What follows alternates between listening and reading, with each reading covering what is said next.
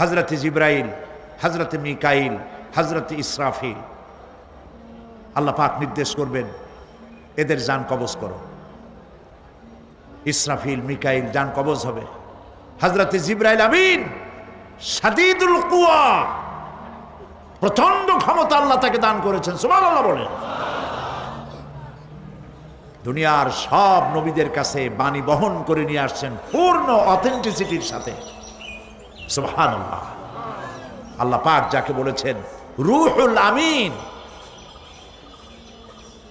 নবী করিম সাল্লাল্লাহু আলাইহি সাল্লামের মেরাজের রাত্রে যে কথা বলা হয়েছে, ওয়ালাকাদ রাহু বিল উফুকিল মুবিন, পশ্চিম দিক বলয় তিনি যে দেখতে পেয়েছিলেন, তাফসীর বলছে হযরতে জিবরাইলের পূর্ণ আকৃতিতে নবী করিম সাল্লাল্লাহু আলাইহি সাল্লাম তাকে দেখতে পেয়েছিলেন।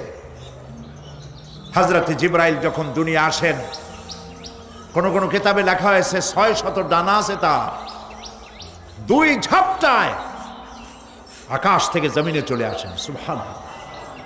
হযরতে জিবরাইলকে আল্লাহ পাক বলবেন তাকে মওত দাও, হযরতে জিবরাইলও বিদায় হয়ে যাবে। আল্লাহ প্রশ্ন করবেন এখন আর কে বাকি? মান বাকিয়া ইয়া মালাকাল মউত। মালাকুল মউত বলবেন হে আল্লাহ তাআলা, এখন তোমার সামনে আমি দাঁড়িয়ে আছি, আর কেউ নাই। আল্লাহ পাক বলবেন মুত ইয়া মালাকাল মউত। আল্লাহু আকবার। মুত ইয়া মালাকুল মউত, মরে যা, মরে যা। মালাকাল মউত মরে চলে যাবে, এরপরে আর কেউ নাই। আল্লাহ রাব্বুল আলামিন এই অবস্থায় কত বছর কত কাল চলে যাবে আল্লাহ পাক ভালো জানেন, কেউ নাই। আজকের রাজত্ব কার? আল্লাহ প্রশ্ন করবেন আজকের রাজত্ব কার? আল্লাহ পাক আওয়াজ দিবেন, বলবেন আজকের রাজত্ব কার? কোনো জবাব নাই, আকাশের নাই, জমিনের নাই, আকাশও তো নাই, কারো কোনো জবাব নাই। আল্লাহ পাক বলবেন লিল্লাহি ওয়াহিদুল কাহ্হার।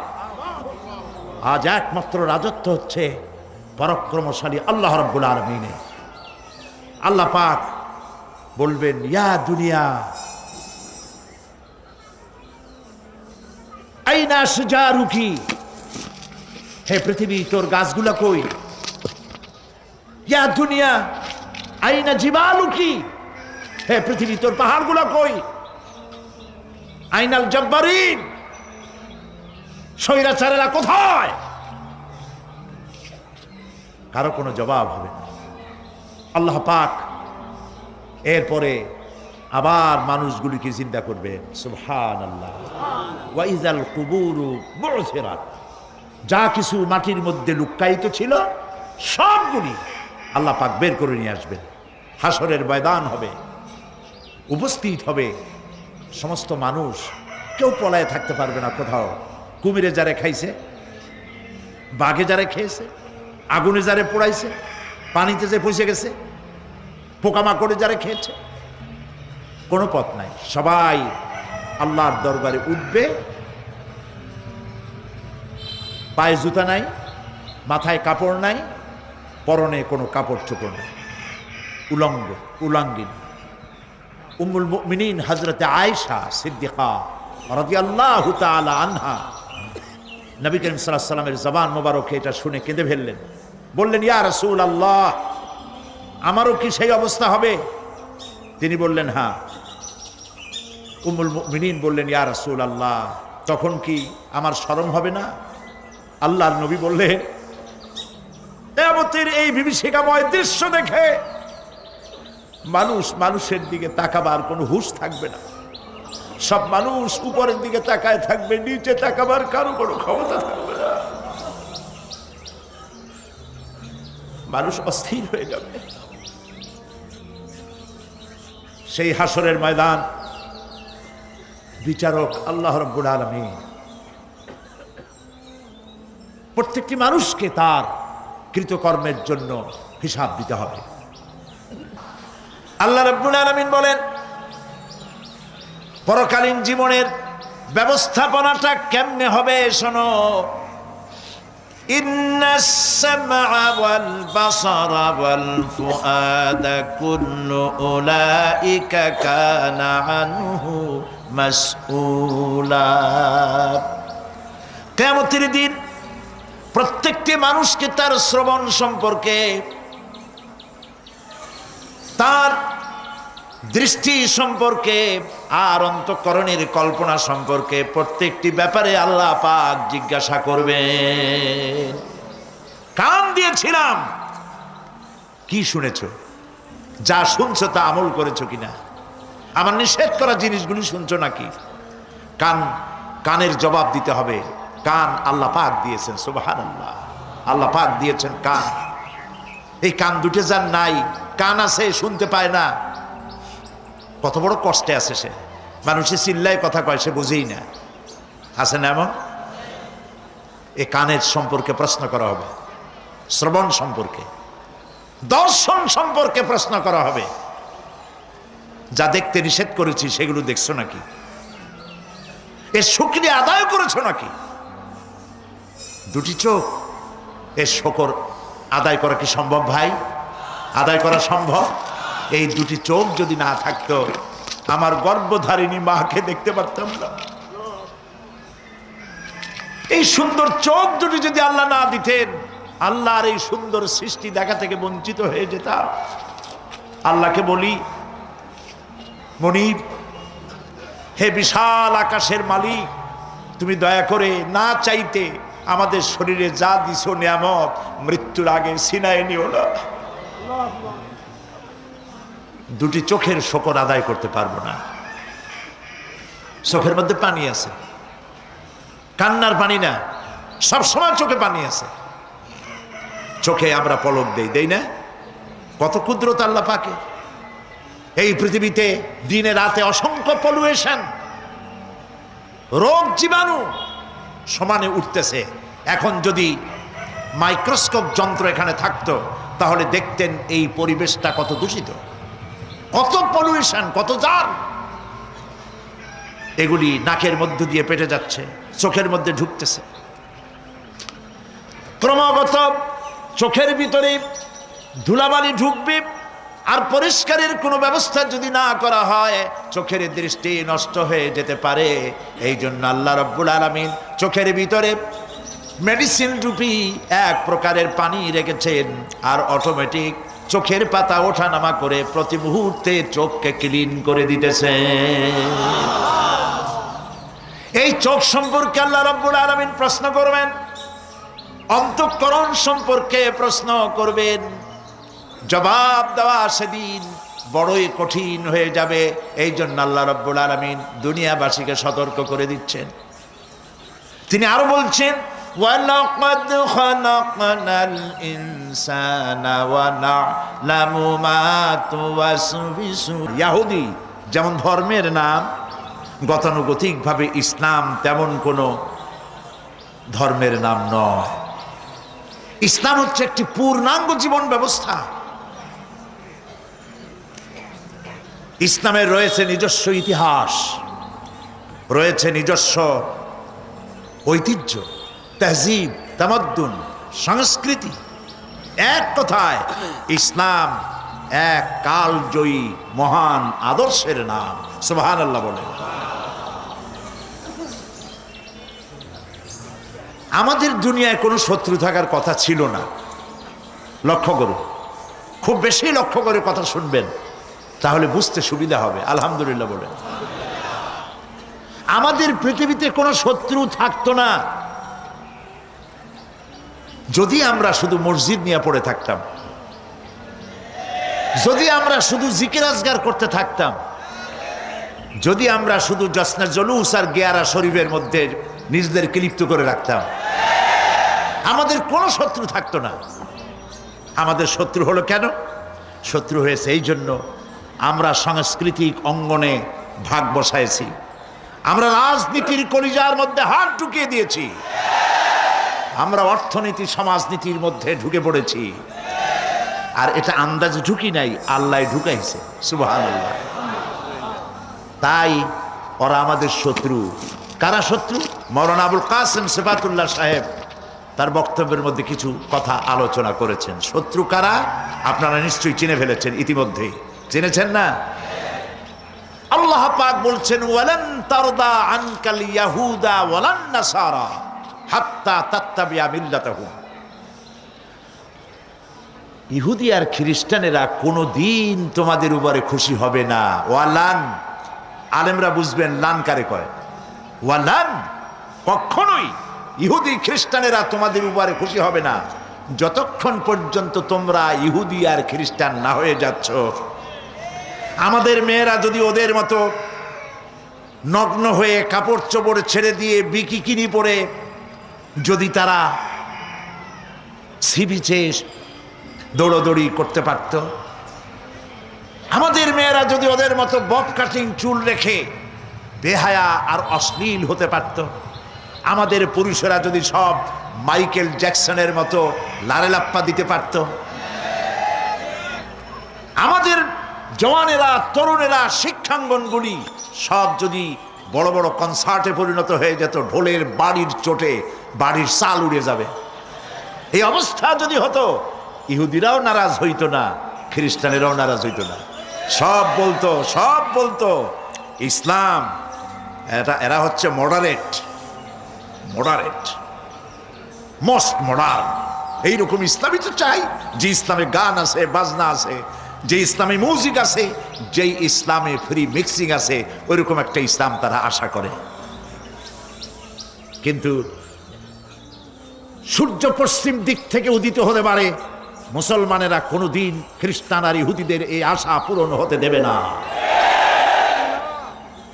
প্রিয় ভাই সব, যুগ যুগ ধরে ইসলামকে ধ্বংস করার জন্য দুশমনেরা প্রাণ চেষ্টা করেছে, কখনো লাঠি দিয়ে, কখনো তীর আর তরবারি দিয়ে, কখনো কামান আর বন্দুক দিয়ে, কখনো হাইড্রোজেন বোম অথবা অ্যাটম বোম পারমাণবিক বিস্ফোরণ দিয়ে মুসলমানদেরকে শেষ করতে চেয়েছে।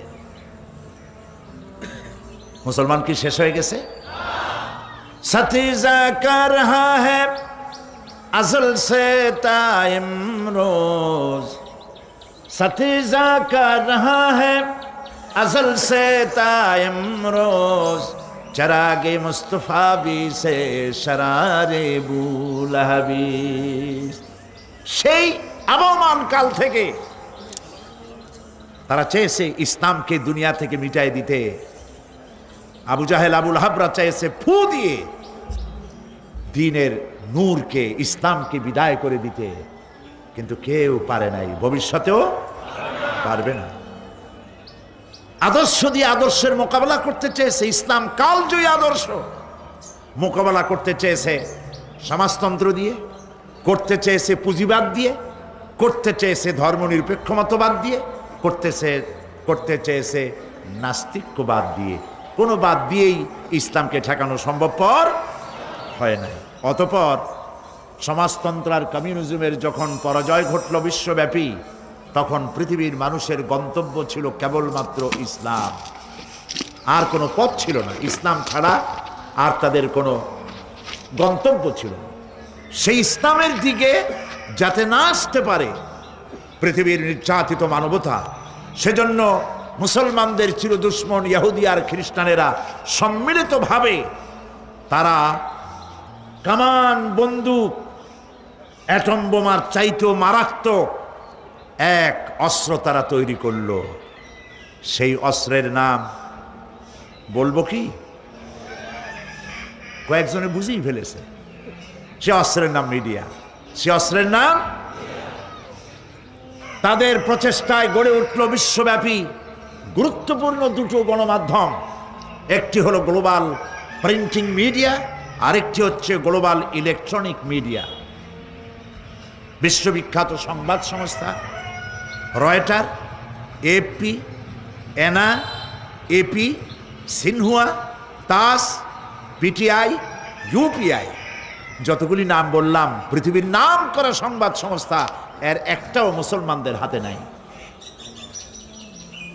80-র দশকে ইসলামিক নিউজ এজেন্সি নামে একটা নিউজ এজেন্সি তৈরি হয়েছিল জেদ্দায়। মুসলমানদের পক্ষে কথা বলার জন্য। মাশাআল্লাহ, কয়েক বছর যাইতে না যাইতেই ইসলামিক নিউজ এজেন্সি অফাত পাইল, তার কুলখানি আর চল্লিশা সব শেষ হয়ে গেল। এখন বিশ্বের তাবৎ গণমাধ্যম ইহুদিরা কন্ট্রোল করছে। আর ইহুদিদের সম্পর্কে আল্লাহ পাক তো আমাদেরকে চিনায় দিয়েছেন কে তোমার বন্ধু, কে তোমার শত্রু। ওয়ালা তাজিদান্না আশাদ্দান নাসি আদাওয়াতান লিল্লাযীনা আমানুল ইয়াহুদা ওয়াল্লাযীনা আশরাকু। আল্লাহ পাক বলছেন, হে নবী, গোটা পৃথিবীর বুকে মোমেনদের জন্য মানব গোষ্ঠীর ভেতরে দুটি সম্প্রদায়ের মতো জঘন্য মারাত্মক দুশ্মন আপনি আর পাবেন না। কে বলছেন? তার একটা হলো ইহুদি আর একটা হলো মুশরিক। এই ইহুদি আর মুশরিক তারা মিডিয়াকে হাতে নিল, তিলকে তান বানাইল। মিডিয়ার কাজই হচ্ছে তিলকে তাল বানানো আর তালকে অদৃশ্য করে দেওয়া। কথা বুঝতে পেরেছেন? এটাই হলো তাদের কাজ। এই মিডিয়ার মাধ্যমে বিশ্বের কোথাও কোনো বিস্ফোরণ হলে বলা হয় এটা করেছে কারা? বলেন কারা করেছে? মুসলমান। এ ছিল প্রিন্টিং মিডিয়া। এর থেকেও মারাত্মক হচ্ছে ইলেকট্রনিক মিডিয়া, আরো মারাত্মক। সেটি হচ্ছে এই ইলেকট্রনিক মিডিয়ার মাধ্যমে এর প্রভাব এত ভয়াবহ, আকাশ সংস্কৃতির মধ্য দিয়ে তারা একচ্ছত্র তাণ্ডবে দুনিয়ার ইসলাম আর মুসলমানদেরকে লন্ড ভন্ড করে দিচ্ছে, অশ্লীলতার সয়লাব বইয়ে দিচ্ছে। মুসলিম বিশ্ব নিজ ঘরে অসহায় হয়ে আজ বসে আছে। এসব মিডিয়াগুলির মধ্যে রয়েছে CNN, BBC, star TV, GTV, DDI, ABCD, XYZ। অভাব নেই, অসংখ্য ইলেকট্রনিক মিডিয়া। এই মিডিয়ার বদৌলতে ইসলামের জঘন্য দুশ্মনেরা কাশ্মীর, ফিলিস্তিন কিংবা চেচেন মুজাহিদদেরকে তারা উগ্রবাদী আর সন্ত্রাসী বলে দুনিয়ার সামনে মৌলবাদী বলে নিন্দিত করার জন্য আপ্রাণ চেষ্টা চালিয়ে যাচ্ছে। ইহুদি খ্রিস্টানরা সার্বীয় সন্ত্রাসীদেরকে রুশ, রাশিয়ার শ্বেত ভল্লুক অথবা বিজেপির হায়নাদের অথবা অভিশপ্ত ইহুদিদের অকল্পনীয় সন্ত্রাসের বিরুদ্ধে তারা টু শব্দটাও করতেছে না। ঠিক কিনা? যত দোষ মুসলমানদের ঘাড়ে। সেই জন্য এক্ষেত্রে আমাদের দেশের বুদ্ধিজীবী যারা এবং বুদ্ধিজীবী নামের পরজীবী আর ভারতের উচ্ছিষ্ট ভোগী এক শ্রেণীর কলামিস্ট ভারতের টাকায় পরিচালিত পত্রিকার মাধ্যমে বাংলাদেশকে পৃথিবীর সামনে হেয় প্রতিপন্ন করার জন্য আপ্রাণ চেষ্টা চালিয়ে যাচ্ছে। প্রিয় ভাই, সব ভূমিকা লম্বা করব না। দুঃখ এখানে ইমানি শক্তির ঘাটতি থাকার কারণে বিশ্বে প্রায় 52টি মুসলিম দেশ থাকা সত্ত্বেও মুসলমানদের কাছে আজ মিডিয়া না থাকার কারণে তারা এতিম। বিশ্বের 51 ভাগ সম্পদ এই মুসলমানদের হাতে আছে, কিন্তু মিডিয়ার ক্ষেত্রে তারা একেবারেই ফকির, গরিব, খয়রাতি, কিচ্ছু নাই তাদের। মুসলিম ধনী দেশগুলি ইচ্ছে করলে বিবিসির মতো, ভয়েস অব আমেরিকার মতো পাওয়ারফুল রেডিও স্টেশন এবং নিউজউইক, টাইম, রিডার্স ডাইজেস্ট অথবা হেরাল্ড ট্রিবিউনের মতো পত্রিকা বের করে এ সমস্ত কথার দাঁত ভাঙ্গা জবাব তারা দিতে পারত। সেজন্য আজ আমি প্রয়োজন মনে করি শক্তিশালী ইসলামী গণমাধ্যমে ইসলাম বিরোধী প্রচারণার মোকাবেলায় শক্তিশালী গণমাধ্যম অপরিহার্য। এই লক্ষ্যে ইসলামী দেশগুলোকে নিয়ে একাধিক সংবাদ সংস্থা অথবা ব্রডকাস্টিং কর্পোরেশন অসংখ্য পত্রপত্রিকা বের করে এগুলির জবাব দেওয়া যেতে পারে। মুসলমানেরা যদি এ পথে এগিয়ে না আসে তাহলে এই বদনামের শিকার হতে হতে তাদেরকে একদিন শেষ হয়ে যেতে হবে। প্রিয় ভাই সব, আমি আজ জওয়ানদের যারা যুবক সাংবাদিকতার মহান পেশায় তাদেরকে এগিয়ে আসতে বলছি। আজকে সাংবাদিক যারা একটি মহান পেশায় তারা নিয়োজিত, এই বিশাল মাহফিল প্যারেড ময়দানের ভেতরেই আবদ্ধ হয়ে থাকতো যদি না সাংবাদিক ভাইয়েরা ঠান্ডাকে উপেক্ষা করে তারা রিপোর্ট তৈরি করে পত্রিকায় না দিতেন। পত্রিকায় দেয় বলেই গোটা চিটাগং জানে, বাংলাদেশ জানে, বাংলাদেশের বাইরে জানে। তবে এটা আমি জানি এবং বিশ্বাস করি সব পত্রিকা এটা দেবে না, কারণ তাদের কলিজা জ্বলে। আল্লাহর রহমতে যেসব পত্রিকা এগিয়ে আসছে, আমরা দোয়া করব আল্লাহ পাক এসব পত্রিকাগুলির কাটতি, সার্কুলেশন সংখ্যা এবং মানুষের মহব্বত এইসব পত্রিকার প্রতি আল্লাহ বাড়ায় দিন, কোরআনের কারণেই বাড়িয়ে দিন। সুতরাং দেশের স্বাধীনতা, সার্বভৌমত্ব, অখণ্ডত্ব, সর্বোপরি জাতিসত্তাকে টিকিয়ে রাখার লক্ষ্যে মুসলিম যুবকদের সাংবাদিকতার মহান পেশায় এগিয়ে আসা উচিত বলে আমি মনে করি। যদি তা না করা হয় তাহলে মানবতার বিরুদ্ধে অস্ত্রই শুধু সন্ত্রাসের হাতিয়ার হবে না, বরং তথ্য সন্ত্রাসও পারমাণবিক অস্ত্রের চাইতে ভয়ঙ্কর রূপ ধারণ করে ইসলাম এবং মুসলমানদেরকে ধ্বংসের পথে এগিয়ে নিয়ে যাবে। আল্লাহ সেই অবস্থা থেকে আমাদেরকে রক্ষা করুন, আমরা বলি আমিন। প্রিয় ভাই সব, কোরআন শুনতে এসেছি, আর কোরআন আমি শোনাবো বেমাশিয়াতিল্লাহ তাআলা, বিইজনিল্লাহ, বেফদলিল্লাহ। কোরআনের বিরুদ্ধে যতই সন্ত্রাস হোক, এর বিরুদ্ধে যতই অপবাদ হোক, অপপ্রচার হোক, কোরআনকে কেউ বন্ধ করতে পারবে না। সুবহানাল্লাহ বলে। আসেন শয়তানের ওয়াসওয়াসা থেকে আল্লাহর শুরু করছি। কোন সূরা আলোচনা করতেছিলাম? সূরা আন-নাবা। গতকাল যেখান থেকে শেষ করেছি ওখান থেকে শুরু করছি। ইন্না ইয়াওমাল ফাসলি কানা মিকাতান ইয়াওমা ইউনফাখু ফিস-সূর يوم ينفخ في الصور فتأتون أفواجا وفتحت السماء فكانت أبوابا وسيرت الجبال فكانت سرابا সাদাকাল্লাহুল আযীম।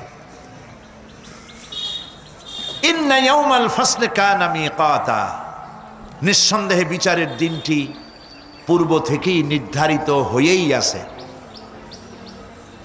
ইয়াওমা ইউনফাখু ফিস-সূর ফাতাতুনা আফওয়াজা, যেদিন সিংহায় ফুঁক দেওয়া হবে তখন তোমরা দলে দলে বেরিয়ে আসবে। ওয়াফুতিহাতিস সামাউ ফাকানাত আবওয়াবা, আর আকাশ সমূহ খুলে দেওয়া হবে তখন তা শুধু দরজা আর দরজা হয়ে যাবে। ওয়াসুইয়িরাতিল জিবালু ফাকানাত সারাবা, আর পাহাড় সমূহকে চালিয়ে দেওয়া হবে, ফলে তা মরীচিকায় পরিণত হয়ে যাবে। তেলাওয়াতকৃত আয়াতের এই হচ্ছে তর্জমা। আমি শুরুতেই বলেছিলাম সূরা নাবা হচ্ছে, নবী করিম সাল্লাল্লাহু আলাইহি ওয়াসাল্লাম বলেছেন, কেউ যদি দুনিয়ায় বেঁচে থাকা অবস্থায় পরকালীন দৃশ্য চোখে দেখতে চায় সেজন্য সূরা আন-নাবা, সূরা আল-মুরসালাত, সূরা আন-নাজিআত, সূরা আল-ইনফিতার, সূরা আত-তাকবীর, এই সূরাগুলি যেন পড়ে, তাহলে কিয়ামতের দৃশ্য নিজ চোখে অবলোকন করতে পারবে। সুবহানাল্লাহ বলে। পরকালীন জীবন সম্পর্কে কোরআন যেসব যুক্তি পেশ করেছে তা হলো আল্লাহর এসব কিছুই বিচক্ষণতার বাইরে ছিল না, লক্ষ্যহীন এবং নিরর্থক নয়। আল্লাহ পাক বলছেন, أفحسبتم أنما خلقناكم عبثا وأنكم إلينا لا ترجعون। তোমরা কি ভেবেছো যে তোমাদেরকে সৃষ্টি করা হয়েছে খামোখা আর তোমাদেরকে আমার কাছে ফিরে আসতে হবে না? এটাই কি মনে করেছো? ওই যে গতকাল বলেছিলাম, ইট ড্রিঙ্ক অ্যান্ড বিমেরি, খাও পান করো ফুর্তি করো, এই দুনিয়ায় শেষ কথা, আমাদের আর মরে মাটির সাথে ভেসে যাব, আর উঠতে হবে না, এরকম খামাখা আল্লাহ তোমাদেরকে সৃষ্টি করেছেন, তাই কি ভেবেছো? আল্লাহ রাব্বুল আলামিন কোরআনে কারীমের অন্যত্র বলেন, আয়াহসাবুল ইনসানু আইয়ুতরাকা সুদা। মানুষ কি ভেবেছে যে তাদেরকে নিরর্থক আমি সৃষ্টি করেছি? মোটেই না। ওয়ামা খালাকনাস সামাওয়াতি ওয়াল আরদা ওয়ামা বাইনাহুমা লাইবিন। আল্লাহ পাক বলেন, এই আকাশ আর জমিন আর এর মধ্যবর্তী যা কিছু আমি সৃষ্টি করেছি, কোনোটাকে খেল তামাশার বিষয়বস্তু করে তৈরি করি নাই, নিরর্থক করে বানাই নাই। প্রত্যেকটি সৃষ্টির পেছনে বিচক্ষণতার দাবি হিসেবেই সৃষ্টি করা হয়েছে, বিরাট কারণ রয়েছে, খামোখা বানানো হয় নাই। এই পৃথিবীর একদিন শেষ হয়ে যাবে, এই বিশ্ব ব্যবস্থার একদিন পরিসমাপ্তি হয়ে যাবে, এই আকাশ থাকবে না, এই জমিন থাকবে না। বিশ্বাস করেন? আর যারা জবাব দিলেন না, বিশ্বাস করেন? এই আকাশ, এ জমিন, এ মানব গোষ্ঠী কিছুই থাকবে না, একদিন সব শেষ হয়ে যাবে। বিশ্ব ব্যবস্থার পরিসমাপ্তি কিভাবে ঘটবে? কোরআনে কারিমে আল্লাহ রাব্বুল আলামিন পরিষ্কার করে বলে দিচ্ছেন। লক্ষ্য করো কেমনে এই পৃথিবীকে ধ্বংস করা হবে। আল্লাহ পাক কোনো জিনিসকে গোপন রাখেন নাই, ওপেন সিক্রেট, সবগুলিকে খুলে খুলে আল্লাহ বয়ান করে দিয়েছেন। এই পৃথিবী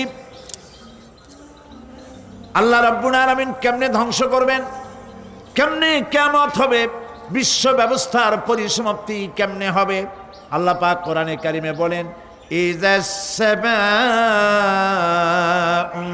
ফাতারাত ওয়া ইযাল কাওয়াকিবু তাসারাত ওয়া ইযাল বিহারু ফুজ্জিরাত ওয়া ইযাল কুবুরু বুসিরাত। ইযাস সামাউ ফাতারাত, আকাশসমূহ বিদীর্ণ হয়ে যাবে, বিদীর্ণ হয়ে যাবে। কাতাইয়িস সিজিল্লি লিল কুতুব, কিতাবের পৃষ্ঠা যেমন একটার উপরে একটা পড়ে, শুনতেছেন কথা? বইয়ের পাতা যেমন একটার উপরে একটা পড়ে, এভাবে উল্টাতে থাকলে অনুরূপভাবে আকাশসমূহ একটার পর একটা বইয়ের পাতার মতো পড়ে ভেঙ্গে চুরে চুরমার হয়ে যাবে। সুবহানাল্লাহ। ওয়াইদাল কাওয়াকিবু তাসারাত, সমস্ত তারকাগুলি বিক্ষিপ্ত হয়ে পড়তে থাকবে। তারকা, আপনারা কি মনে করেন নাকি যে তারকাগুলি আতশবাজি যেমন ফুটকে ফুটকে ওঠে, ওই রকম কতগুলি ছিটকে ছিটকে পড়বে, চোখে দেখা যাবে, মাটির সাথে কিছুই পড়বে না, এরকম মনে করেন নাকি? তারকা সম্পর্কে আপনাদের ধারণা কি? বিশাল তারকা, কত তারকা! সমুদ্রের বেলাভূমিতে দাঁড়িয়ে বালুকণাগুলি, সমুদ্রের বালুকণাগুলি গোনা যদি সম্ভব হয়, আল্লাহর আকাশে কত তারকা গুণে শেষ করা যাবে না।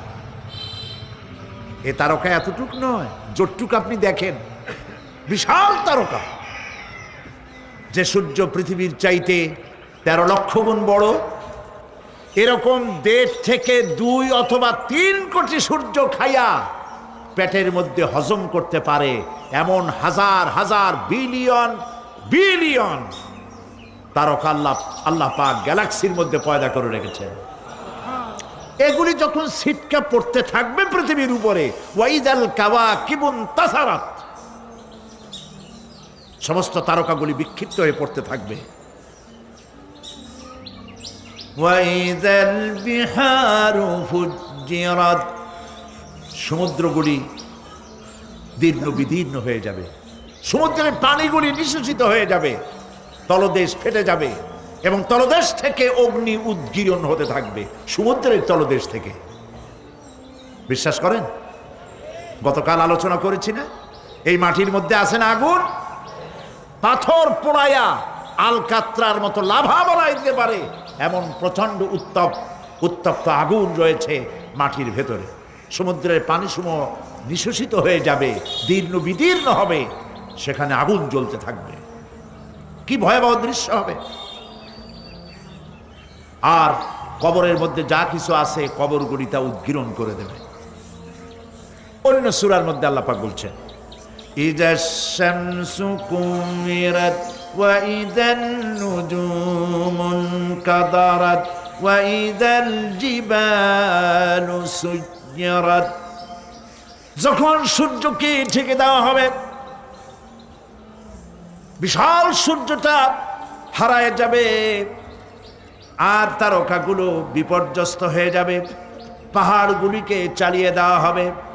فَإِذَا النُّجُومُ طُمِسَتْ وَإِذَا السَّمَاءُ فُرِجَتْ وَإِذَا الْجِبَالُ نُسِفَتْ। যখন তারকা স্থিমিত হয়ে যাবে, তারকাগুলিতে কোনো আলো থাকবে না, আসমান বিদীর্ণ হবে, পাহাড় সমূহ উড়িয়ে দেওয়া হবে। সুবহানাল্লাহ বল। পাহাড়গুলি উড়ায় দেওয়া হবে। অবস্থা লক্ষ্য করেন, আকাশ ভেঙে ভেঙে পড়তেছে, তারকাগুলি বিক্ষিপ্ত হয়ে পড়তেছে, সব সমুদ্রের পানি শেষ হয়ে গিয়েছে, সমুদ্রের তলদেশ ফেটে ফেটে অগ্নি উদ্গীরণ করে দিচ্ছে, সূর্য ঢাকা পড়ে গেছে। মহান আল্লাহ রাব্বুল আলামিন বলেন, শুধু সূর্য ঢাকা পড়বে না, মানুষরা দেখতে পাবে فَإِذَا بَرِقَ الْبَصَرُ وَخَسَفَ الْقَمَرُ وَجُمِعَ الشَّمْسُ وَالْقَمَرُ। যখন চক্ষু বিস্ফারিত হবে, মানুষের চোখগুলি ছানা বড় হয়ে যাবে, এই দৃশ্য দেখে চাঁদে আলো নাই, সূর্যতে আলো নাই, চাঁদ আর সূর্য দুটি একাকার হয়ে যাবে। আল্লাহ পাক বলছেন, ওয়া হুমিলাতিল আরদু ওয়াল জিবালু ফাদুক্কাতা দাক্কাতান ওয়াহিদা। জমিন আর পাহাড়গুলোকে এর মধ্যে সংঘর্ষ বাঁধিয়ে দেওয়া হবে, পাহাড়গুলি উঁচু করে মাটির উপরে আছাড় মারা হবে, একই আঘাতে পাহাড়গুলি চূর্ণ বিচূর্ণ হয়ে যাবে। সুবহানাল্লাহ। এই কথার মধ্যে কোনো ভুল আছে? কেবলমাত্র কাফের, বেঈমান, তাদের কলিজায় এ কথা ভয়ের সৃষ্টি না করতে পারে। ইমানদারদের কলিজা ফেটে যাওয়ার কথা। কি ভয়াবহ দৃশ্য! তারকা পড়তেছে, আকাশ ভাঙতেছে। খালি রাশিয়ার একটা রকেট বহু বছর পর্যন্ত মহাশূন্যে উঠতেছিল, একদিন পত্রপত্রিকায় দেখতে পেলাম ওইটা ভেঙে পড়বে, ওইটার মেয়াদ শেষ হয়ে গেছে, ভেঙে পড়বে। বিশ্ব মহাচিন্তায় পড়ে গেল, কোন দেশে পড়বে? যদি কোনো দেশের উপরে পড়ে সে দেশ শেষ হয়ে যাবে, বিল্ডিং, মানুষ, স্থাপনা সব চূর্ণ বিচূর্ণ হয়ে যাবে, ভয়তে অস্থির। রাশিয়ার বিজ্ঞানীরা চেষ্টা করলো সেটাকে সরাইয়া কোনো জমিনে যাতে না পড়ে মহাসমুদ্রে ভালাবার জন্য চেষ্টা করতে লাগলো। মনে আছে ঘটনা আপনাদের? পত্রপত্রিকা যারা পড়ে মনে থাকারই কথা। রাশিয়ার একটা রকেট, এটার কত বড় হবে, ওইটা ভেঙে চুরে পড়বে, সে ভয়তে দুনিয়া অস্থির। আর আল্লাহ পাক বলছেন, এতে কোনো সন্দেহ নাই, আকাশ একটার পর একটা ভেঙে চুরে চুরমার হয়ে পড়তে থাকবে, তারকাসমূহ বিক্ষিপ্ত হয়ে পড়বে, দরিয়া দীর্ণ বিদীর্ণ হয়ে যাবে, চন্দ্র আর সূর্য ধাক্কা লেগে একাকার হয়ে যাবে, চাঁদে আলো নাই, সূর্যে আলো নাই, অন্ধকার এক বিভীষিকাময় পূর্ণ হয়ে যাবে গোটা বিশ্ব। পাহাড়গুলো উঁচু করে মাটির উপরে আছাড় মারা হবে, এক ধাক্কায় পাহাড়গুলো ভেঙে চুরে চুরমার হয়ে যাবে। সুবহানাল্লাহ। এই অবস্থা যখন, এই ভয়ঙ্কর পরিস্থিতি, আল্লাহ রাব্বুল আলামিন বলেন মানুষেরা ভয় অস্থির হয়ে দৌড়াদৌড়ি আরম্ভ করবে। মানুষেরা পাগলের মতো শুধু দৌড়াদৌড়ি করবে আর বলবে পালাবো কোথায়, ভাগবো কোথায়, কোথায় যাব? আল্লাহ রাব্বুল আলামিন জবাবে বলেন কাল্লা লা ওয়াজারা ইলা রাব্বিকা ইয়াউমাইযিনিল মুস্তাকার। কখনই নয়, ভাগবার জায়গা নাই, পালাবার জায়গা নাই। আল্লাহ রাব্বুল আলামিনের আশ্রয় ছাড়া কোনো আশ্রয় নাই।